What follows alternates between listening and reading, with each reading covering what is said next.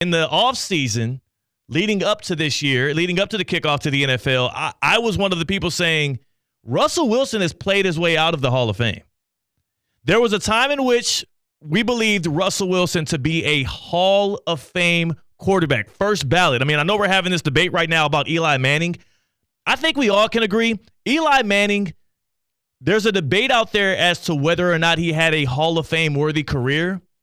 He was not a Hall of Fame talent at quarterback. Even if he gets in the Hall, which he probably will, if we lined up all of the quarterbacks, especially modern day quarterbacks, let's start in the 70s and go through today. And all of the quarterbacks that are going to make the Hall of Fame and did a draft, we did it between fans, GMs. Hell, we could do it with Giants fans. Eli's getting picked last every single time.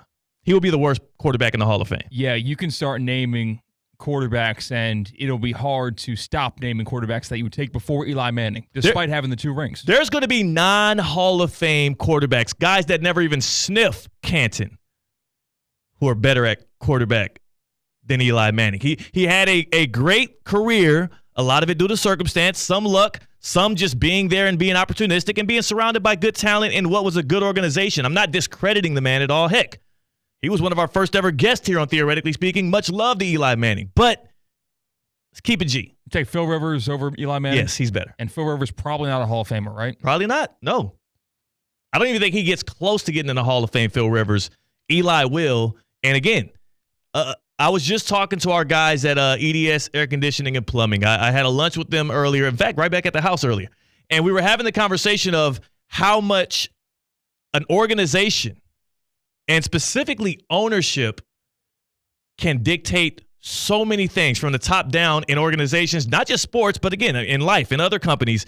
But we were like, I asked him because I was like, all of my life, I feel like Robert Kraft has been the owner of the Patriots. You know, the folks I was at lunch with, my guy Ed, Tony, and then our teammate Jeff, they were like, yo, the Patriots used to be a dumpster fire organization. So I asked him, I said, yo, when did Robert Kraft buy the Patriots? And we had to look it up because nobody could remember. He bought the Patriots in 94.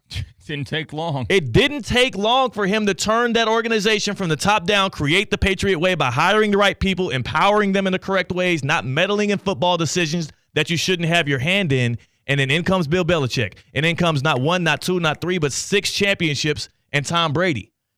We see the same thing all throughout sports in every single different of the major 4 sports here in America. Ownership, steady ownership is one of the more impactful things you can have to an organization. Scrap the quarterback, scrap the coach, scrap the GM.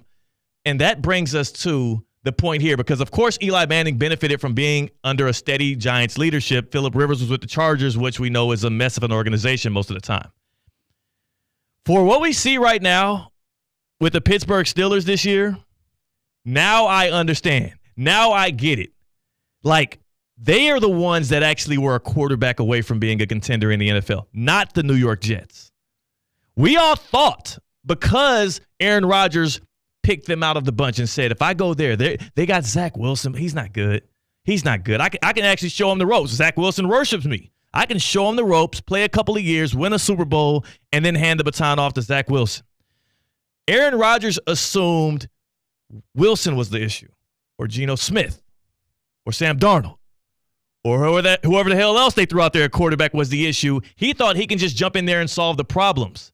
But because the Jets culturally, from top down, were an insecure organization, poorly ran organization, at times because of Woody Johnson, overreactive, it didn't work out. And instead of them having a culture and welcoming a future Hall of Fame quarterback like Aaron Rodgers into the Jets organization and him feeding off of that and adding to it, they tried to let Aaron Rodgers set their culture.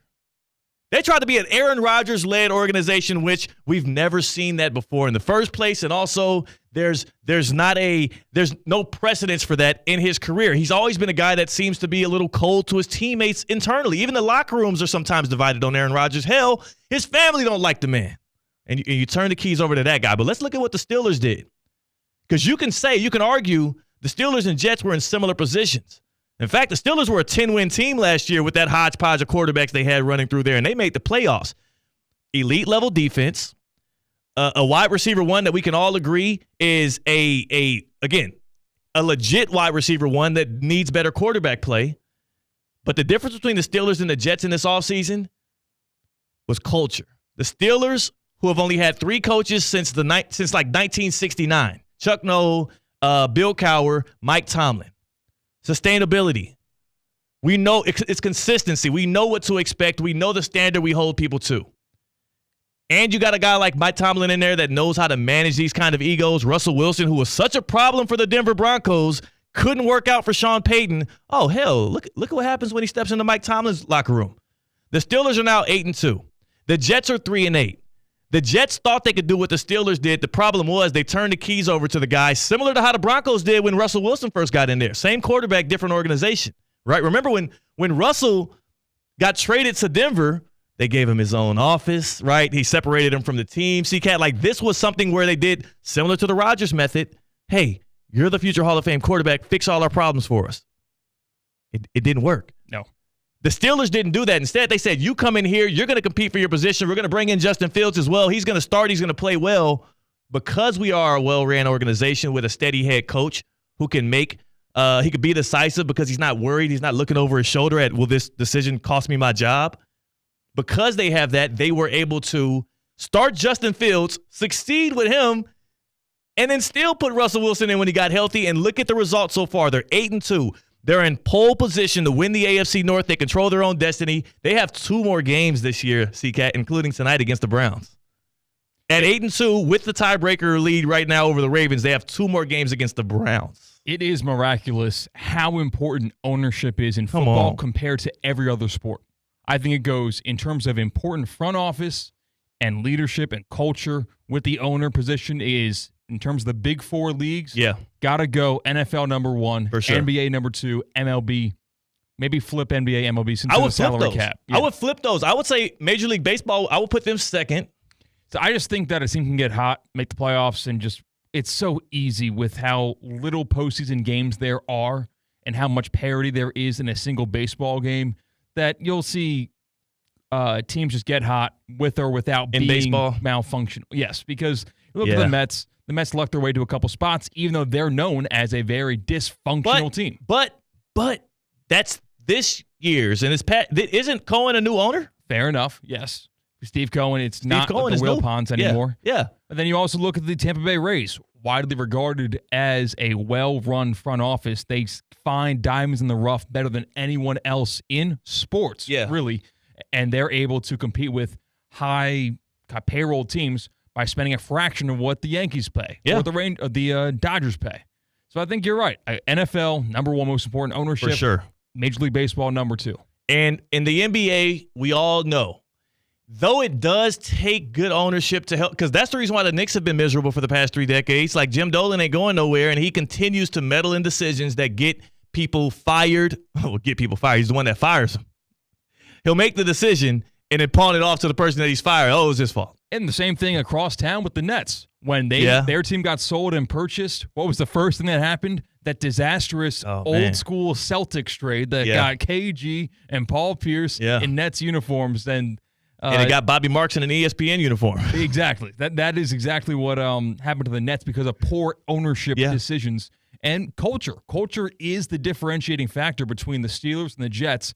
And it's a big deal. Like you said, 8-2 versus 3-8. Oh, my gosh, man. Like, it matters so much. And you can look at the shells of those 2 rosters specifically. And, again, we have Browns Steelers tonight. You'll get to see Russell Wilson, Danger Russ on display.